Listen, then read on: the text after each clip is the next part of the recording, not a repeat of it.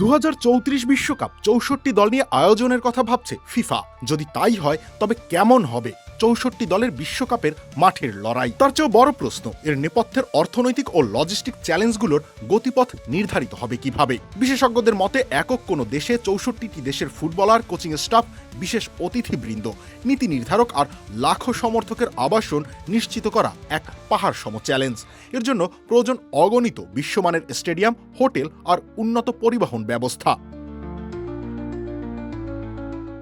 2034-এর সম্ভাব্য আয়োজক সৌদি আরবের মতো দেশেও এমন বিশাল আয়োজন অবকাঠামো ও ব্যবস্থাপনায় নজিরবিহীন চাপ তৈরি করবে। 64 দলের আসরে আর্থিক ক্ষতি হওয়ার শঙ্কাও প্রবল। অংশগ্রহণকারীর সংখ্যা বেশি হলে বাছাই পর্বের বাণিজ্যিক গুরুত্ব ও জৌলুসও কমে যেতে পারে, যা সম্প্রচার সত্ত্ব থেকে আঞ্চলিক কনফেডারেশনগুলোর আয় কমিয়ে দেবে। এটি ফুটবলের আর্থিক নিয়ন্ত্রণ এককভাবে ফিফার হাতে তুলে দিতে পারে বলেও মত বিশ্লেষকদের।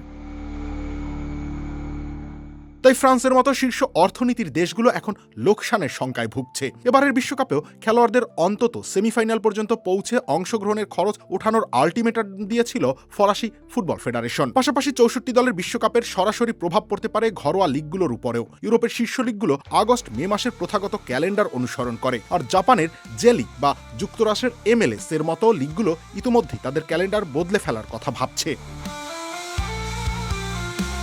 এরপরেও 64 দলের আসর আয়োজন যে দীর্ঘ সময়ের দরকার পড়বে, তা সমন্বয়ে ঘরোয়া টুর্নামেন্ট ও লিগগুলোকে বহুমাত্রিক জটিলতার মুখোমুখি হতে হবে।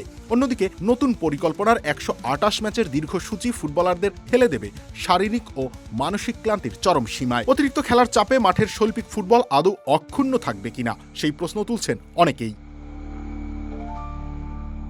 2026-এর 48 দলের ফরম্যাট ছোট দেশগুলোকে স্বপ্ন দেখালেও 64 দলের আয়োজন কি ফুটবলের চিরচেনা বিশেষত্বকে ম্লান করে দেবে, নাকি মাঠের লড়াই ছাড়িয়ে ফুটবল আটকে রইবে এক জটিল অর্থনৈতিক গোলক ধাঁধায়? সময় দেবে জবাব। রবিউল ইসলাম রানী, খেলা 71।